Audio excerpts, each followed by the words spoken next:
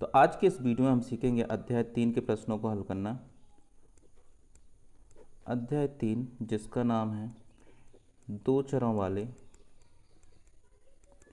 रैखिक समीकरण युग्म। रैखिक समीकरण युग्म, ठीक है। तो चर राशियाँ, अचर राशियाँ और समीकरण के प्रकार अपन अध्याय 2 में पढ़ चुके हैं। मैंने वहाँ बताया था कि चर क्या कहलाते हैं और रैखिक समीकरण या वर्ग समीकरण किनको बोलते हैं। तो आप चाहें तो वो वीडियो देख सकते हैं, डिस्क्रिप्शन में आपको लिंक मिल जाएगी, या तो फिर मैं एक बार यहाँ और रिपीट कर दे रहा। चर राशियाँ चर राशियाँ क्या कहलाती हैं हमारी? चर राशियाँ यानी कि वे राशियाँ जिनके मान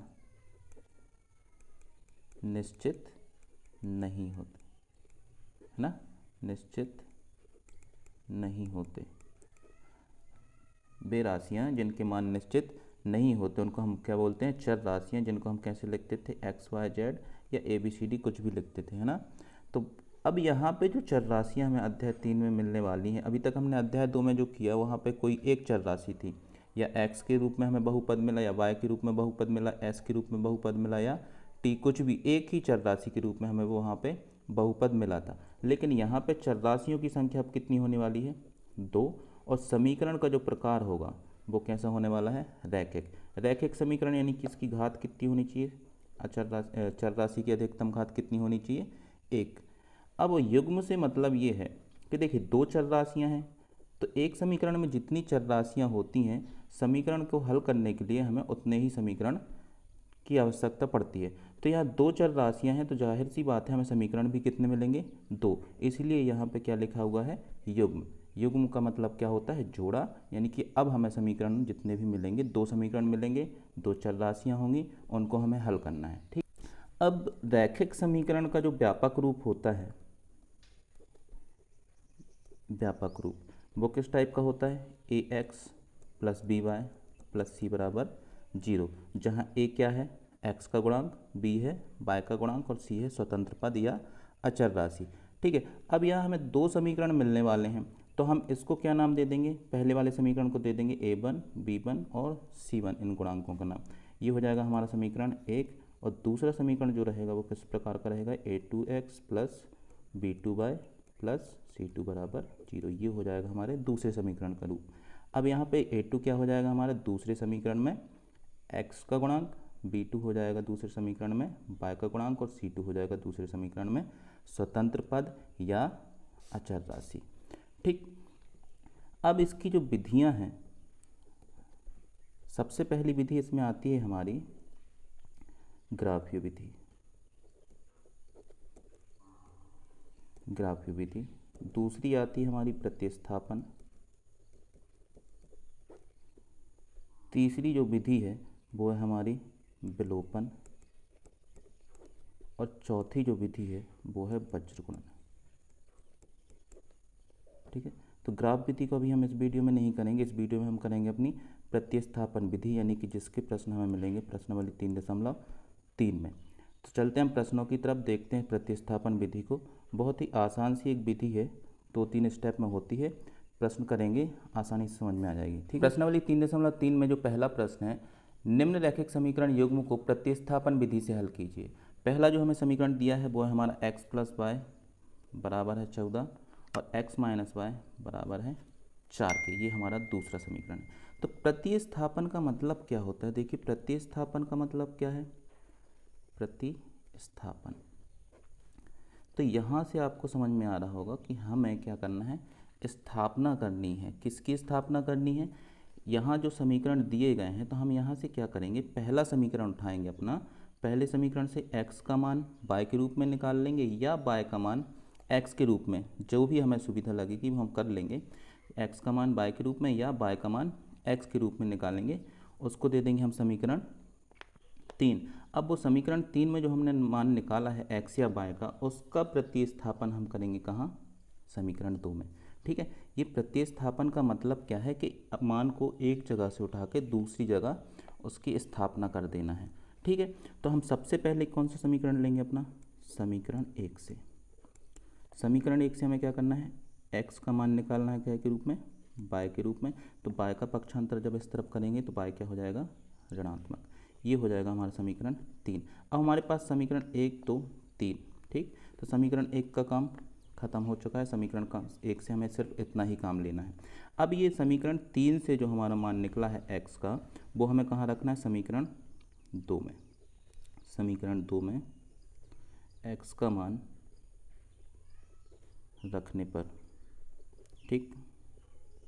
तो समीकरण 2 में जब x का मान रखोगे तो x की जगह कितना आ जाएगा, 14 ऋण बाय ऋण का बाय बराबर 4। अब इसको अगर हल करोगे तो ये क्या हो जाएगा, 14 ऋण बाय बराबर 4 होगा। कोष्टक खोलोगे तो 14 ऋण का 2 बाय बराबर 4, तो ऋण 2 बाय बराबर क्या हो जाएगा, 4 ऋण 14। 14 का पक्ष हम इस तरफ कर देंगे, तो ऋण 2 बाय बराबर हमें यहाँ से कितना मिलेगा, ऋण का 10, तो बाय बराबर हमें कितना मिल जाएगा, ऋण 10 बटे ऋण 2, यानी कि बाय बराबर हमें मिल जाएगा 5। अब देखिए एक मान तो हमारा आ चुका है, बाय का मान। अब हमें चाहिए है x का मान, तो x के मान के लिए हमने ये समीकरण बनाया हुआ है, समीकरण 3। तो इस बाय के मान को हम कहाँ रखेंगे, अपने समीकरण 3 में। समीकरण 3 में बाय का मान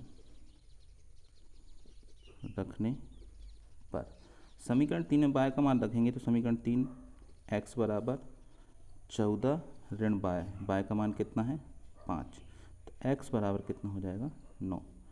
तो x तथा y के अभीष्ट मान हमें क्या मिल गए, x तथा y के अभीष्ट मान क्या क्या है हमारे, 9 और 5 हैं, ठीक है। तो प्रतिस्थापन विधि में सिर्फ हमें यही करना है, 1 2 3, ठीक। पहले समीकरण 1 उठाना है, उससे x का मान निकालोगे y के रूप में मिलेगा, या y का मान अगर हम यहाँ से निकालते तो y का मान किसके रूप में मिलता है हमें, x के रूप में। अब 1 हो गया, अब हमें क्या करना है, 2। तो ये जो मान निकाला है हमने, जिसको हमने समीकरण 3 दिया है, इसको कहाँ रखेंगे हम, समीकरण 2 में। फिर यहाँ से जो मान निकलेगा उसको हम कहाँ रखेंगे, समीकरण 3 में। तो आप ऐसे भी याद रख सकते हैं, 1 2 3 तरीके से, ठीक है। अब चलते हैं दूसरे प्रश्न पे। दूसरा प्रश्न हमें क्या दिया हुआ है, s ऋण t बराबर 1, ये है हमारा पहला समीकरण। s बटे 3 धन t बटे 2, ये हमारा दूसरा समीकरण, ठीक है। तो यहाँ से अगर आप ध्यान दें तो समीकरण 2 हमारा ये s के बटे में है, ये भी t के बटे में है। तो समीकरण 2 को हम थोड़ा सा सरल करने के लिए क्या करेंगे कि 3 और 2 का जो लघुत्तम यानी कि 6 से हम कर देंगे गुणा। जब यहाँ 6 से गुणा कर देंगे तो ये कितना हो जाएगा, 3 से 6 कितने बार कटेगा, 2 बार, यानी कि ये कितना हो जाएगा, 2s धन 2 से कट जाएगा ये 3 बार, तो ये कितना हो जाएगा, 3t बराबर 6 का गुणा यहाँ होगा तो 36। अब इसको हम मान लेंगे अपना समीकरण 2, ठीक है। जो तीसरा नंबर हमने दिया है ये वास्तव में क्या है, समीकरण हमारा 2, ठीक। तो अब हम फिर से वही कर देंगे शुरू अपना समीकरण 1 से। समीकरण 1 से तो s बराबर हमें क्या मिल जाएगा, 3 धन t। समीकरण 1 देखिए s ऋण t है, t का पक्षांतर इस तरफ करेंगे तो कैसा हो जाएगा, धनात्मक। इसको दे देंगे हम अपना समीकरण 4, ठीक है। अब हमें करना क्या है, इस समीकरण से जो हमने s का मान निकाला है वो हमें कहाँ रखना था, समीकरण 2 में, जो कि अब हमारा क्या है, समीकरण 3। तो हम यहाँ क्या करेंगे, समीकरण 3 में s का मान रखने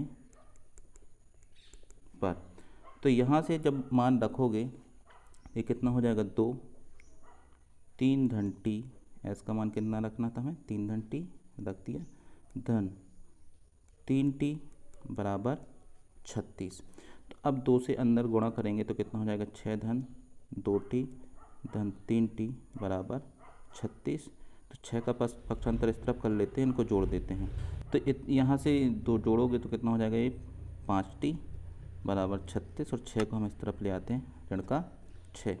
तो 5t बराबर हमें कितना मिल जाएगा, 30। तो t बराबर हमें कितना मिलेगा, 30 बटे 5, यानी t का मान हमें यहाँ कितना मिल जाएगा, 6। एक आंसर तो हमें मिल गया है, एक मान हमें मिल चुका है। अब हमें करना क्या है कि ये जो t का मान हमने निकाला था हम कहाँ रखेंगे, अपने समीकरण 3, यानी कि अब जो है समीकरण 4। तो यहाँ पे मान रखोगे समीकरण 4 में t का मान रखने पर समीकरण 4 में रख देते हैं मान s बराबर 3 धन t यानी कि कितना 6, तो s बराबर हमें कितना मिल जाएगा 9। ठीक है, तो ये हमारा दूसरा मान आ गया। तो s और t के अभीष्ट मान क्या हो जाएंगे 9 और 6। अब इसके बाद तीसरा प्रश्न देखिए, तीसरे प्रश्न में क्या दिए गए हैं हमारे समीकरण जो दिए गए हैं 3x ऋण y बराबर 3, ये हो जाएगा हमारा पहला समीकरण, और 9x ऋण 3y ये हो जाएगा हमारा समीकरण 2। तो करना वही है। अब देखिए समीकरण एक से सबसे पहले अगर समीकरण एक उठाओ तो यहाँ से हमें समीकरण एक से 3x बराबर कितना मिलेगा 3 धन y का पक्षांतर इस तरफ करोगे, इसको दे देते हैं हम समीकरण 3। अब समीकरण 3 से हम क्या करेंगे 2 में, यानी कि समीकरण 3 से जो हमने ये 3x बराबर ये निकाला है 3 धन y मान, इसको हम क्या करेंगे समीकरण 2 में रखेंगे। तो समीकरण 2 में थोड़ा सा देख लेते हैं 9x ऋण 3y बराबर कितना है 9, यहाँ हम लिखना भूल गए, समीकरण 3 में मान रखने पर। ठीक है, तो ये जो 9x है क्या हम इसको ऐसे लिख सकते हैं 3 गुणित 3x ऋण 3y बराबर 9। ठीक है, तो ये 3x का मान हमारे पास है, रख देते हैं 3 धन y ऋण 3y बराबर 9। अभी अगर हम इसको 3 को अंदर ले जाएं तो कितना हो जाएगा 9 धन 3y ऋण 3y बराबर 9। तो यहाँ से देखिए ये 3y हो रहा है कैंसिल। इसका मतलब क्या है कि ये समीकरण जो है इस विधि से नहीं होने वाले, इस समीकरण के अनंत अनेक हल हैं, क्योंकि 3y तो कट जाएगा, तो यहाँ से y का मान नहीं निकलने वाला, पहली कंडीशन। तो इसलिए हम क्या करेंगे, ये जो हमारा समीकरण 3 था इसको और हल कर लो। क्या था 3x बराबर 3 धन y था, तो 3 का पक्षांतर और कर दीजिए यहाँ, तो ये हमारा फाइनल उत्तर हो जाएगा। क्यों? क्योंकि यहाँ से 3y कट रहा है, जबकि हमें यहाँ से मान निकालने थे x और y के। ये हमें जो समीकरण मिला है x बराबर 3 धन y बटे 3, इसका मतलब क्या है कि ये y और x एक दूसरे पर क्या है, एक दूसरे पर निर्भर करते हैं इनके मान। अगर आप y के मान रखोगे x के मान मिलते जाएंगे, और x के मान रखोगे तो y के मान मिलते जाएंगे, यानी कि इस समीकरण के क्या हैं अनंतता अनेक हल। और ऐसे प्रश्न जो भी होंगे ये हल नहीं हो सकती इन विधियों से, ये आपको खुद से मान रखने होते हैं, जैसे ग्राफ विधि में हम करते हैं वही कंडीशन होती है। ठीक है, मन से मान रखते जाओ, आंसर निकलते जाएंगे। तो इसको यहीं छोड़ देना इतना करके। अब चौथे प्रश्न में देखिए हमें क्या दिया है 0.2x धन 0.3y बराबर 1.3। दूसरा समीकरण क्या है 0.4x धन 0.5y बराबर 2.3। ठीक, तो इससे अच्छा हम क्या करते हैं दशमलव यदि हमें ख़त्म करना है तो इसमें भी और इसमें दोनों समीकरण में हम क्या कर देते हैं 10 से गुणा। जब 10 से गुणा करोगे यहाँ तो ये कितना हो जाएगा 2x, ये वाला हो जाएगा कितना 3y, और ये कितना हो जाएगा 13।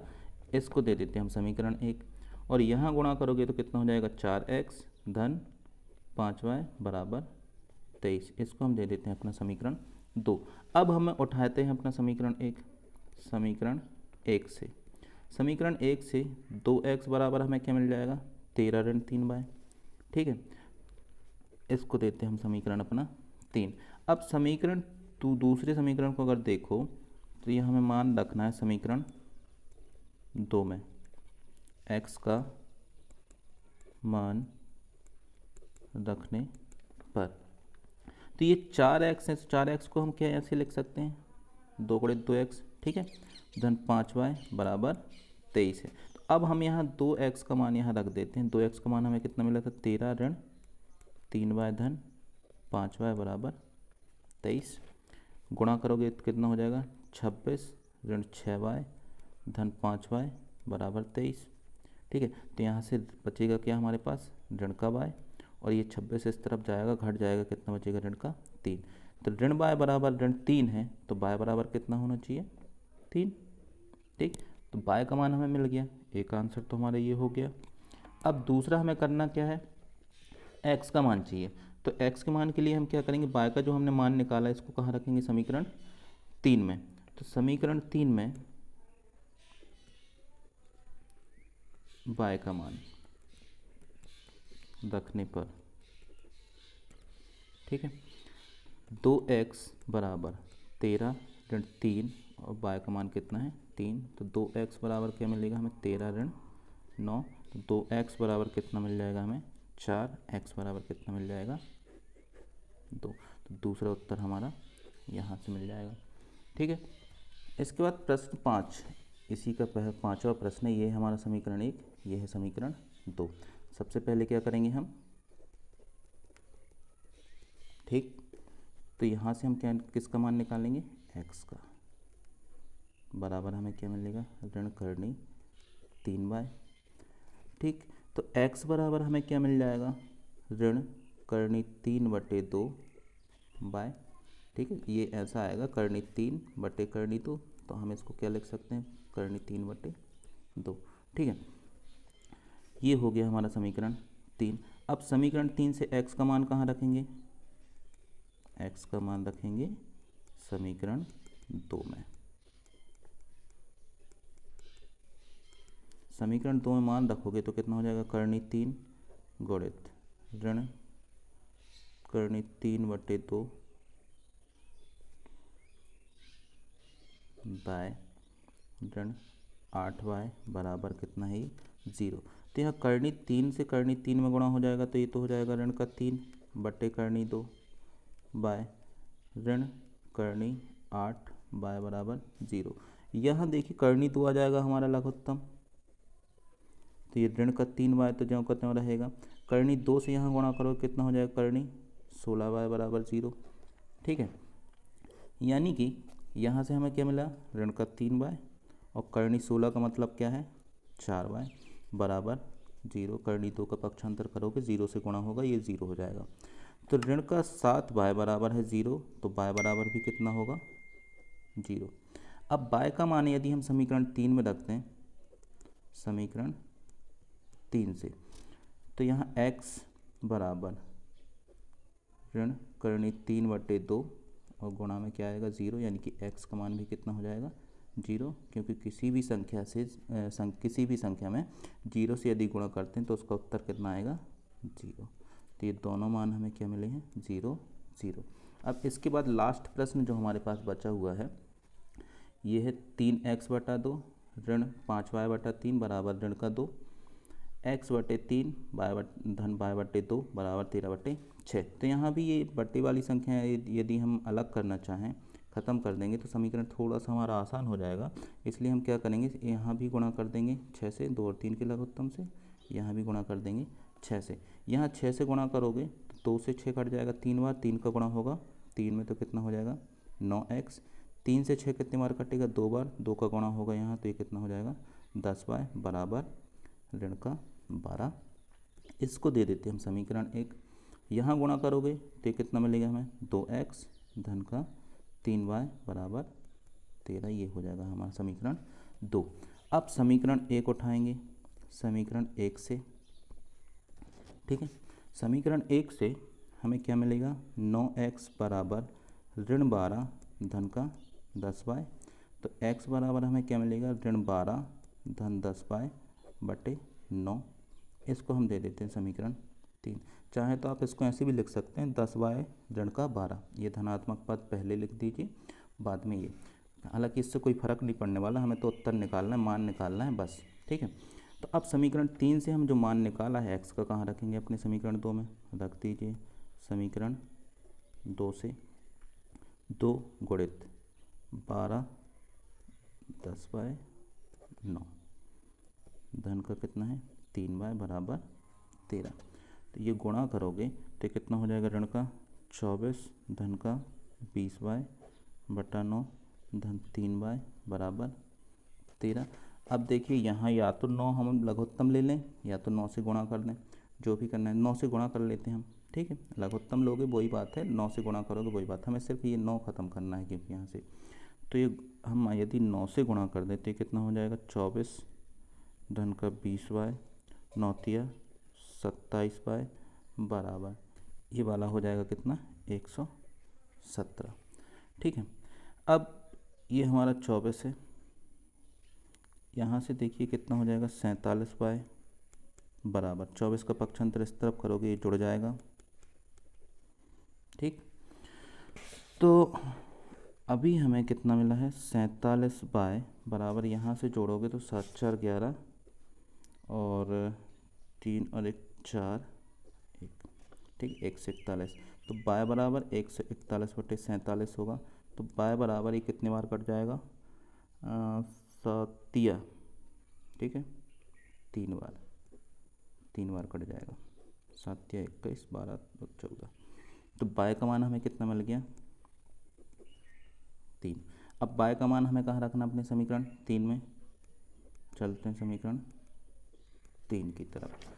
समीकरण 3 से x बराबर कितना हो जाएगा, -12 धन 10, बाय का मान है 3/9, x बराबर -12 धन 30/9, ठीक है। x बराबर हमें कितना मिल जाएगा, यहाँ से 12 जाएगा तो कितना बचेगा हमारे पास 18/9, यानी कि x हमें कितना मिल जाएगा 2, यानी x और y के अभीष्ट मान क्या हैं 2 और 3, ठीक है। अब इसके बाद जो दूसरा प्रश्न है 2x धन 3y बराबर 11 और 2x ऋण 4y बराबर दिया है हमें ऋण का 24 को हल कीजिए और इसमें m का वह मान ज्ञात कीजिए जिसके लिए y बराबर है mx धन 3। तो दूसरे को हल करेंगे हम। पहला समीकरण जो दिया गया है वो क्या है 3x धन y बराबर 11, ये है हमारा पहला समीकरण। और दूसरा है 2x ऋण 4y बराबर ऋण का 24, ये हमारा समीकरण 2, ठीक है। और हमें जो मान निकालना है m का मान निकालना है, जो y बराबर हमें दिया है mx धन 3, यहाँ से हमें m का मान निकालना है, ठीक है। ये तो हमें सबसे पहले m का मान निकालने की किस के मान की ज़रूरत पड़ेगी, एक तो x के मान की ज़रूरत पड़ेगी, एक y के मान की ज़रूरत पड़ेगी, क्योंकि यहाँ पे 3 चर राशियाँ हैं, एक है x, m और y, ठीक है। तो 2 के मान तो हम यहाँ से निकाल लेंगे और 2 जब मान हमारे पास निकल आएंगे x और y के, तो वो मान हम रख देंगे अपने इस वाले समीकरण में। तो हमें किसका मान मिल जाएगा m का। तो इसको भी हम प्रतिस्थापन से ही करेंगे। तो सबसे पहले उठाएंगे कौन सा अपना समीकरण 1, तो 2x बराबर कितने मिलेगा 11 ऋण 3y, ठीक, इसको दे देंगे हम समीकरण 3। अब समीकरण 3 से कहाँ रखेंगे मान, समीकरण 2 में। मान रखने पर समीकरण 2 में मान रखोगे कितना हो जाएगा 11 ऋण 3y ऋण का 4y बराबर ऋण 24। तो 11 ऋण 7y बराबर कितना मिलेगा ऋण का 24। तो ऋण 7y बराबर 11 का पक्षांतर इस तरफ होगा, तो ऋण का और ऋण का ये है तो जुड़ जाएगा, ठीक है। लिख देते हैं ऋण का 24 ऋण का 11। तो ऋण 7y बराबर हमें यहाँ से कितना मिल जाएगा ऋण का 35, ऋण का 35 हो जाएगा ये। तो y बराबर हमें कितना मिलेगा ऋण 35 बट्टे ऋण का 7, y बराबर कितना मिलेगा हमें 5, ठीक है। एक मान हमें मिल गया y का। अब हमें करना क्या है, y का मान कहाँ रखेंगे, ठीक है, रखने पर तो समीकरण 3 में रखेंगे। समीकरण 3 में मान रखोगे तो कितना हो जाएगा 2x बराबर 11 ऋण 3, y का मान कितना है 5। तो 2x बराबर 11 ऋण 15, तो 2x बराबर कितना मिलेगा हमें यहाँ से ऋण का 4, x बराबर कितना मिल जाएगा ऋण का 2। एक आंसर हमारा ये हो गया। लेकिन हमें ये आंसर x और y के मान नहीं निकालना है, इसमें हमें मान निकालना है किसका m का। तो अब हम क्या करेंगे, x तथा y के मान समीकरण y बराबर mx धन 3 में रखने पर यहाँ पे हम मान रखेंगे अपने x और y के। तो y यानी कि 5 बराबर m, x का मान कितना है ऋण 2 धन 3, ठीक है। तो 5 बराबर हमें कितना मिल जाएगा ऋण 2m धन 3, 3 का पक्षांतर इस तरफ कर देंगे तो क्या हो जाएगा 5 ऋण 3 बराबर ऋण का 2m, यानी कि यहाँ से बचेगा 2 ऋण 2m। तो m का मान हमें कितना मिलेगा ऋण 2/2, यानी कि m हमें मिल जाएगा ऋण का 1। ये हमारा उत्तर हो जाएगा। ठीक है। अब हम चलते हैं अपने प्रश्न क्रमांक 3 पर, जिसमें हमें समीकरण दिए नहीं गए हैं, हमें समीकरण की कंडीशन दी गई हैं और हमें समीकरण बनाना है। तो इसमें देखिए हमें पता है कितने समीकरण मिल रहे हैं, हमें 2 समीकरण, ठीक है। चर राशियों की संख्या कितनी है, 2 है। तो अब हमें जो यहाँ पे कंडीशन दी जाएंगी, यहाँ पे 2 कंडीशन दी जाएंगी। पहली कंडीशन आप हल करोगे तो उससे पहला समीकरण हमें मिलेगा और दूसरी कंडीशन से हम बनाएंगे दूसरा समीकरण। अब इनको करने का तरीका क्या है, इस टाइप के प्रश्नों को, कि जो पूछा गया है वो आपको मान लेना है, फिर आप कंडीशन देखेंगे, ठीक है। जैसे पहला प्रश्न यदि आप यहाँ पे देखोगे तो पहला प्रश्न क्या है, 2 संख्याओं का अंतर 26 है और एक संख्या दूसरी संख्या की 3 गुना है, उन्हें ज्ञात कीजिए। उन्हें ज्ञात कीजिए यानी कि हमें संख्याओं को ज्ञात करना, और संख्याएं कितनी हैं, 2। तो हम यहाँ मानेंगे उन्हीं को। तीसरे का पहला है, हम मान लेते हैं कि माना पहली संख्या क्या है, x, तथा दूसरी संख्या क्या है, y है, ठीक। जो हमसे पूछा था वो हमने मान लिया है। अब चलते हैं अपनी कंडीशन पे। तो इनकी पहली कंडीशन जो इसने दी है कि 2 संख्याओं का अंतर कितना है, 26।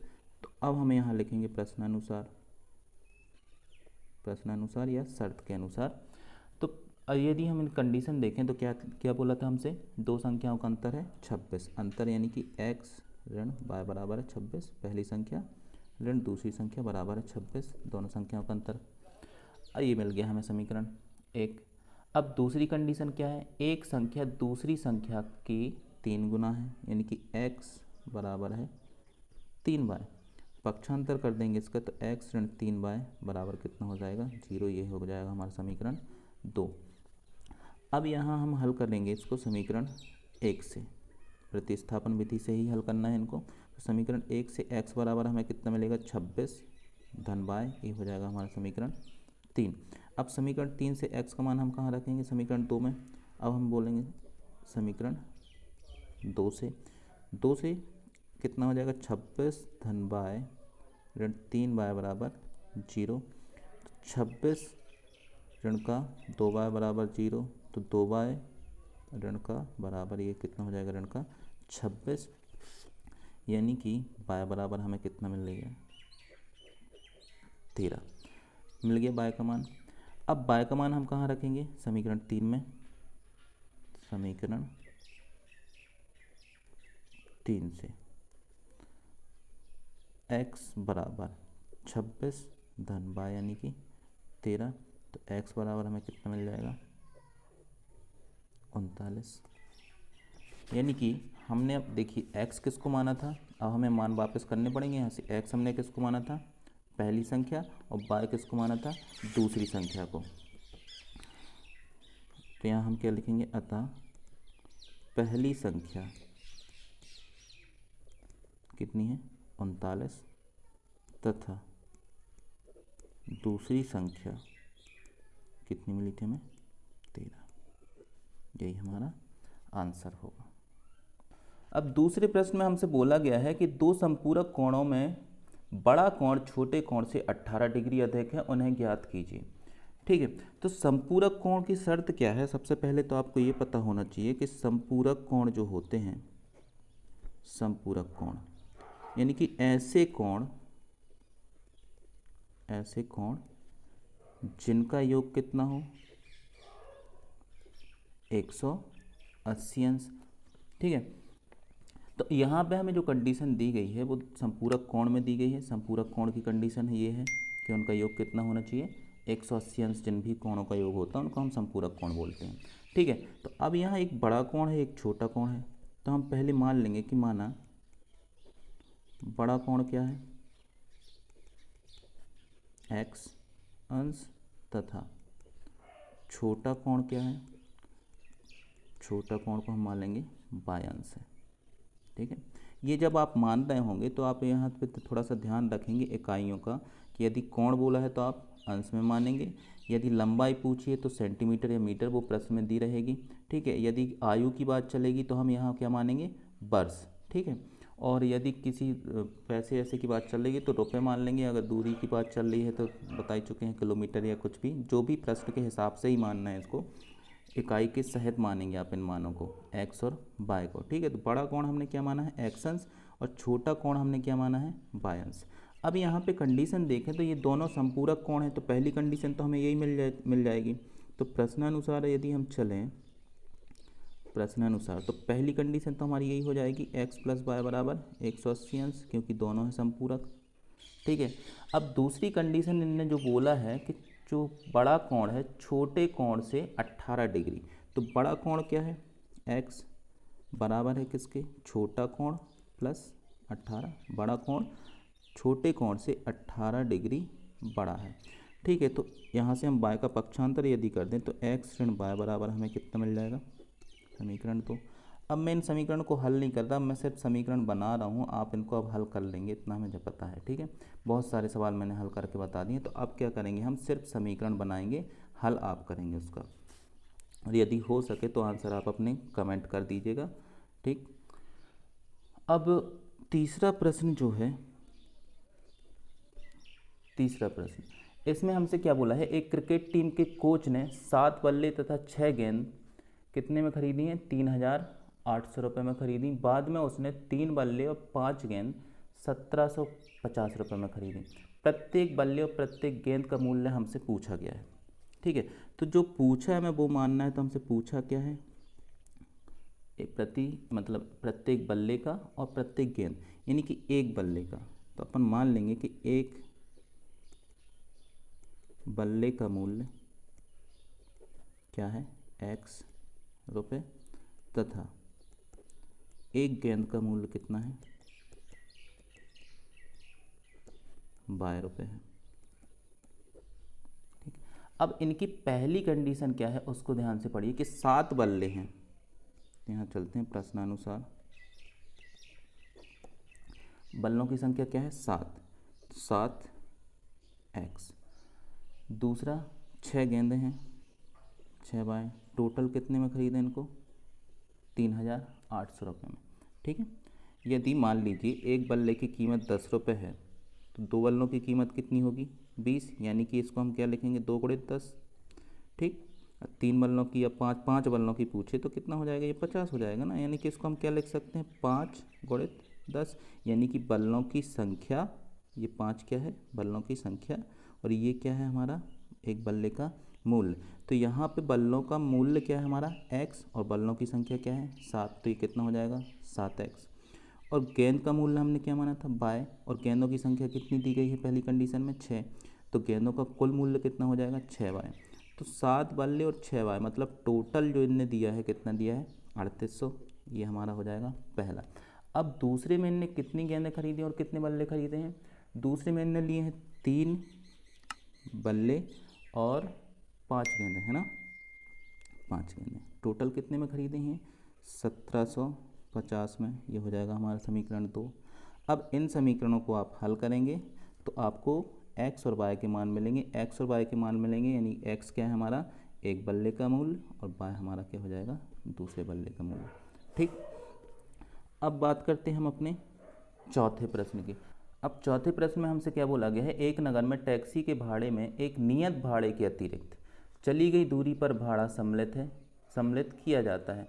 10 किलोमीटर की दूरी के लिए भाड़ा 105 रुपये तथा 15 किलोमीटर के लिए भाड़ा कितना है, 155। नियत भाड़ा तथा प्रति किलोमीटर भाड़ा क्या है, एक व्यक्ति को 25 किलोमीटर यात्रा करने के लिए कितना भाड़ा देना होगा। ठीक है, तो हमसे क्या पूछा गया है, पहले उस पर ध्यान दीजिए। हमसे पूछा है प्रति किलोमीटर, तो हम किसको मानेंगे, माना प्रति किलोमीटर किराया या भाड़ा कितना है, x रुपये। ठीक, तथा नियत भाड़ा कितना है हमारा, नियत भाड़ा है हमारा 12 रुपये, या आप इसको भी x मान सकते हैं और इसको भी, किसी को भी x मान सकते हैं। ठीक है, अभी हमने यहाँ मान लिया है प्रति किलोमीटर जो भाड़ा है वो कितना है, x रुपये, तथा नियत भाड़ा हमने मान लिया है कितना, 12 रुपये। अब अपन चलते हैं कंडीशन पे कि एक नगर में टैक्सी के भाड़े में एक नियत भाड़े के अतिरिक्त चली गई दूरी पर भाड़ा सम्मिलित किया जाता है। 10 किलोमीटर जाने के लिए भाड़ा कितना है, 105।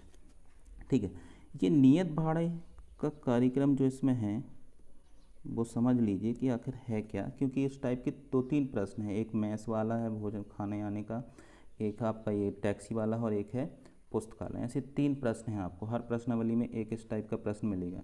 तो नियत भाड़ा और प्रति किलोमीटर। अब मान लीजिए आपने एक कार बुक की है, ठीक, आप कहीं जा रहे हैं, तो वहाँ पे देखिए कंडीशन क्या होती है कि आपको नियत भाड़ा यानी कि कार का मान लीजिए, आपको ड्राइवर खर्च मान लीजिए, या उसका मेंटेनेंस चार्ज, या जो भी आप बोलें उसको, मान लीजिए उसका है कितना, 500 रुपये उसका फिक्स है कि वो आपको देना पड़ेगा। आप कितनी भी दूरी तय करें उससे उसको कोई मतलब नहीं है, लेकिन आपको ड्राइवर चार्ज जो खाने पीने का उसका है एक्स्ट्रा, वो आपको पे करना पड़ेगा पहले। अब मान लीजिए उसका 500 रुपये तो फिक्स है, ठीक है, कि आपको 500 देने ही देने हैं।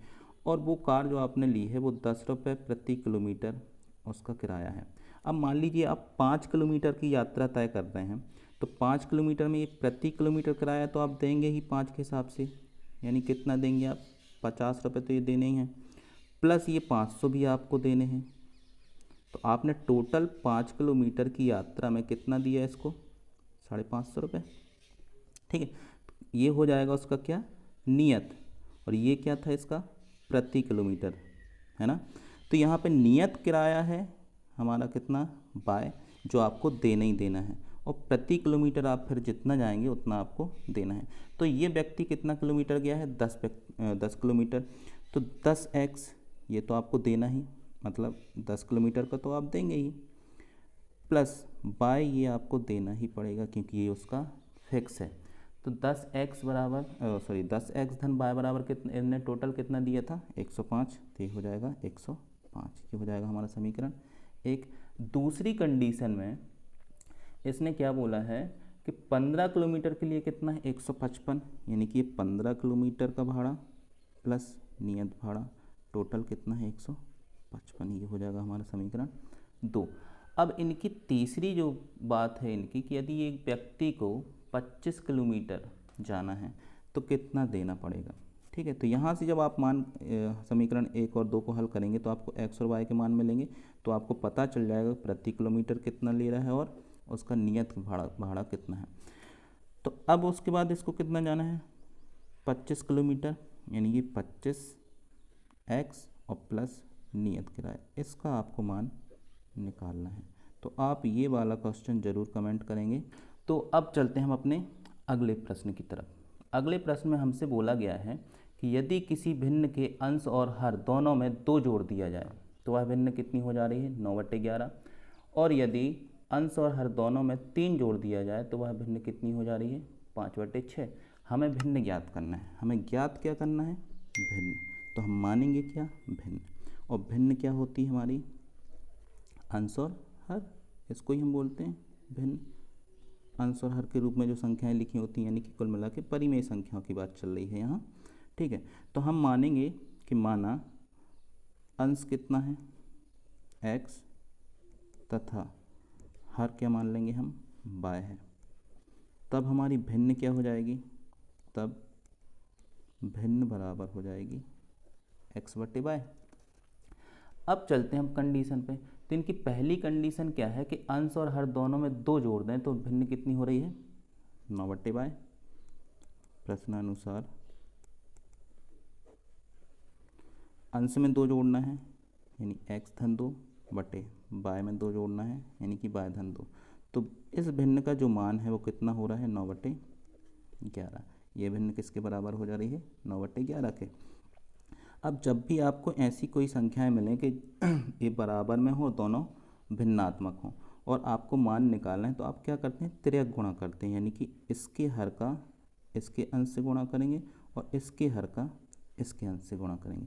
तो यहाँ 11 का गुणा कहाँ होगा, x धन 2 में, बराबर 9 का गुणा कहाँ होगा, y धन 2 में। अब इसको आप हल करेंगे तो कितना हो जाएगा, 11x धन 22 बराबर 9y धन 18। अब इसके बाद करना क्या है, एक्स वाई एक तरफ और संख्याएं एक तरफ।